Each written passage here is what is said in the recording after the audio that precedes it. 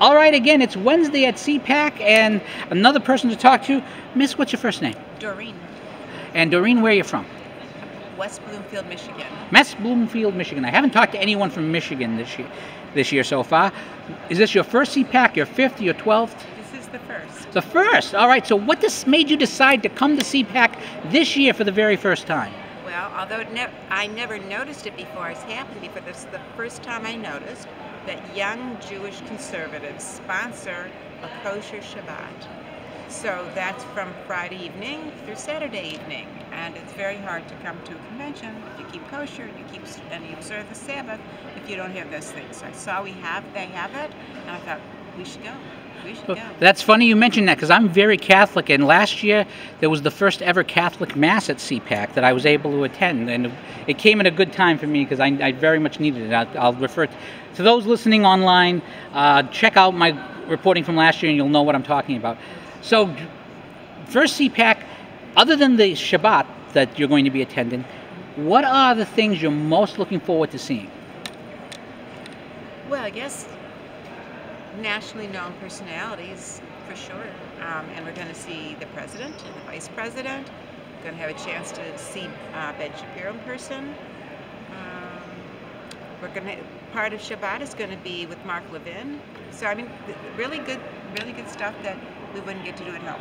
However, the other thing I'm looking forward to is networking with other people who are conservatives, particularly other conservative Jewish people, because we're not a large majority in the Jewish community, as you may notice.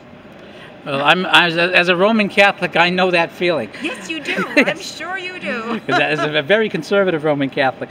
All right, now I am going to ask you the questions that I ask everybody here, because I'm gathering data points for my reporting on CPAC. Okay, first, year one of Donald Trump, would you give him thumbs up, thumbs down, or half and half?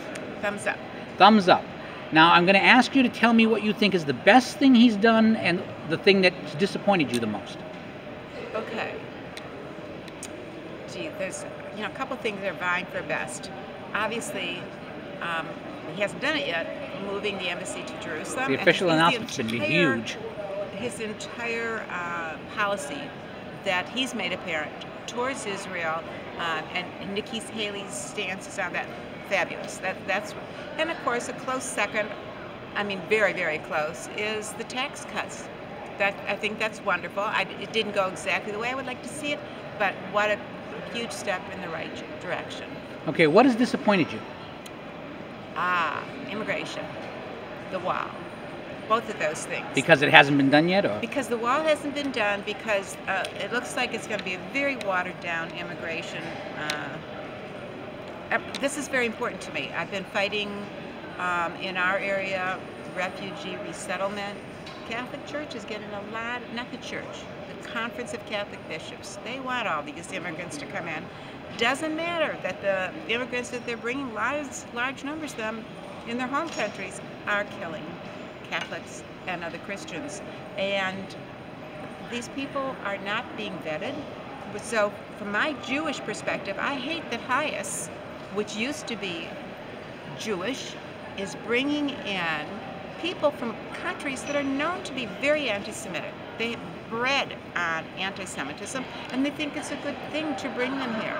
Yes, to change I've written about the subject. Israel. I've written the subject on that subject recently, actually. So that's I hate that he'll maybe let us down there. Okay.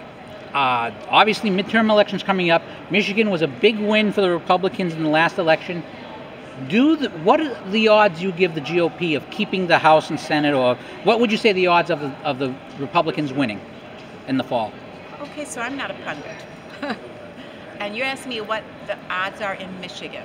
Well, in general, of them holding the House. It's going to be, I will tell you that I can't answer that, but I will tell you this. It's going to be an amazingly interesting year for Michigan, because we have running for the governor a man who wants to be the first Muslim governor in Michigan on the Democratic side. Linda Sarsour is already speaking for him. So Michigan is going to have a big election year, because it's a year when we elect a governor. How that's going to turn out, I don't know. It's going to be very, it already is, the whole state is very polarized. And it's very well organized on the Democratic side. I hope that we'll be as organized on the Republican side, but we don't have Soros money backing us. I've written that Democrats within 20 years are going to throw the gays under the bus and embrace the Islam. Because simply from the birth rate numbers, but that's another story that we can talk about sometime. What can Donald Trump do in general to help the Republicans retain the House, or in particular to help in Michigan? Come to Michigan, I think, would be the best thing. Make appearances in Michigan. I think that would be the main thing, and make sure that the policies are ones that he's promised that he keeps up with them. Okay, the last question actually addresses something that you already brought up, but it's the last question that I ask everybody. There's been a lot of talk about a deal, the wall for DACA. Now, presuming that we get an actual wall and not the promise for a wall, if the president makes a deal, we get the wall, but we legalize the DACA kids. Would you support that deal or oppose it? Well, you're not giving me enough with the wall. Do we get an actual physical barrier? We need more than that. We need to have an end to chain migration. We need to have an end to the lottery. These are very important issues. And I think we have to have, he proposed a long time ago that these young people can earn citizenship, but they don't get it granted automatically. And I'd like to see if that's what's going to happen, that happen. And I think that you have to set really tight boundaries on who can qualify for that. Really tight.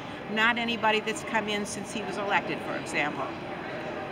So I think that I would be for some of it, but not a lot of it. And I'm really disappointed in our Republican leaders that are pushing it. All right. Well, thank you so much for your time, and I hope you enjoy CPAC. Thank you. Good to meet you. A great pleasure. Sorry about that.